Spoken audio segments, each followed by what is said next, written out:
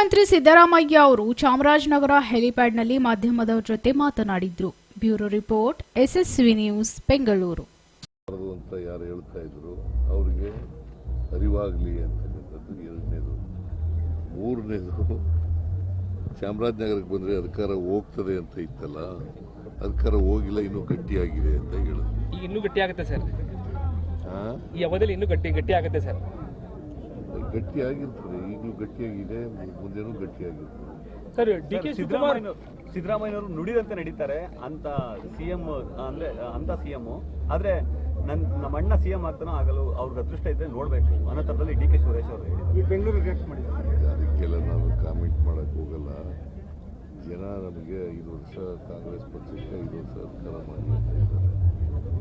ನಾವು ಕೊಟ್ಟಿರ್ತಕ್ಕಂಥ ಭರವಸೆಗಳಿದ್ದೀವಲ್ಲ ನಮ್ಮ ಪ್ರಣಾಳಿಕೆ ಮೂಲಕ, ಅವುಗಳನ್ನು ಈಡೇರಿಸ್ತಕ್ಕಂಥ ಪ್ರಾಮಾಣಿಕ ಪ್ರಯತ್ನ ಮಾಡ್ತೀವಿ. ನವೆಂಬರ್ ಕ್ರಾಂತಿ ಅಂತಿದ್ರು ಸರ್. ನವೆಂಬರ್ 21 ಕ್ರಾಂತಿ ಅಂತ ಹೇಳಿದ್ರು ನೀವೇ ಹುಟ್ಟಾಕಿದವರು. ಕ್ರಾಂತಿ ಅಂತ ಹುಟ್ಟಾಕಿದವ್ರೆ ನೀವು ಮಾಧ್ಯಮದವರು. ಅದರಿಂದ ಕ್ರಾಂತಿನೂ ಇಲ್ಲ, ಭ್ರಾಂತಿನೂ ಇಲ್ಲ. 5 ವರ್ಷ ನಮಗೆ ಅಧಿಕಾರ ಕೊಟ್ಟಿದ್ದಾರೆ. 5 ವರ್ಷ ಆದಮೇಲೆ ಮತ್ತೆ ನಾವು ಚುನಾವಣೆ ನಡೀತದೆ. ಚುನಾವಣೆನ ನಾವೇ ಗೆಲ್ತೀವಿ. ಅಲ್ಲ, 5 ವರ್ಷ ನೀವೇ ಇರ್ತೀರಾ ಅಂತ ಸರ್. 5 ವರ್ಷ ನೀವೇ ಇರ್ತೀರಲ್ಲ ಅಂತ ಚರ್ಚೆಗಳು ಸಖತ್ತು ದೊಡ್ಡ ಮಟ್ಟದಲ್ಲಿ. What does it mean? ನೀವು ಅಲ್ಲ ಸರ್, 2013 ಸರ್, 2013 ಅದು ಚರ್ಚೆಗಳು ಇರಲಿಲ್ಲ ಸರ್. ಪೂರ್ಣಾವಧಿ ಸಿಎಂ ಅಂತೇಳಿ ಘೋಷಣೆ ಆಗಿತ್ತು, ಯಾವುದೇ ರೀತಿ ಚರ್ಚೆಗಳಾಗ್ತಾ ಇರಲಿಲ್ಲ. ಆದ್ರೆ ಈ ಬಾರಿ ಆ ಘೋಷಣೆ ಆಗದೆ ಇರದೆ ಪ್ರತಿ ಬಾರಿ ಕೂಡ ವರ್ಷ ಕಳೆದಾಗೆ ಚರ್ಚೆಗಳಾಗ್ತಾ ಇದೆ ಸರ್. 2 ವರ್ಷ ಆಯ್ತು ಸರ್. ಚರ್ಚೆ ಇದು ಅನಾವಶ್ಯಕವಾದಂಥ ಚರ್ಚೆ ನಡೀತಾ ಇದೆ. ಅನಾವಶ್ಯಕ ಚರ್ಚೆ ನಡೀತಾ ಇದೆ. 2.5 ವರ್ಷ ಆಗಲಿ ಅಂತೇಳಿ ನಾನು ಹೈಕಮಾಂಡ್ನವ್ರಿಗೆ ಹೇಳಿದ್ದೆ. ಅದ್ರ ಮೇಲೆ ಚರ್ಚೆಗಳು ಹುಟ್ಕೊಂಡಿದ್ದು. 2 ವರ್ಷ ಆದಮೇಲೆ ರೀಸಫಲ್ ಮಾಡೋಣ ಅಂತ ಹೇಳಿದ್ದೆ. ಅದ್ರ ಮೇಲೆ ಚರ್ಚೆಗಳು ಈಗ ಡೇಟ್ ಫಿಕ್ಸ್ ಆಯ್ತಾ?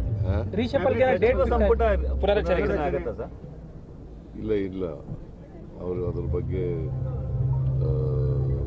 ಮಾನ್ಯ ಖರ್ಗೆ ಅವರು ರಾಹುಲ್ ಗಾಂಧಿ ಜೊತೆ ಮಾತಾಡ್ತೀನಿ ಅಂತ ಹೇಳಿದ್ದಾರೆ. ಯಾಕಂದ್ರೆ ಗೊಂದಲ ಏನಾದ್ರು ಇದೆಯಾ ಅಂತ, ರೀಶಫಲ್ ಮಾಡಕ್ಕೆ ಏನಾದ್ರು ಗೊಂದಲ ಇದೆಯಾ ಅಂತ. ಎಲ್ಲಿದೆ ಗೊಂದಲ? ನೀವೇ ಎಲ್ಲ ಗೊಂದಲ ದೆಹಲಿನಲ್ಲಿ ಆಗುತ್ತೆ ಅಂದ್ಕೊಂಡು ಬಂದಿದ್ರಿ, ಇನ್ನು ಡೇಟ್ ಫಿಕ್ಸ್ ಆಗಿಲ್ಲ ಅಂತ ಹೇಳ್ತಾರೆ. ಎಲ್ಲಿ ಹೇಳಿದ್ದೀನಿ ನಾನು? ಹೇಳ್ತೀನಿ ಅಂತ ಹೇಳಿದ್ದೆ. ಅವರು ಮಾತಾಡಿ ಹೇಳ್ತೀವಿ ಅಂತ ಹೇಳಿದ್ದಾರೆ.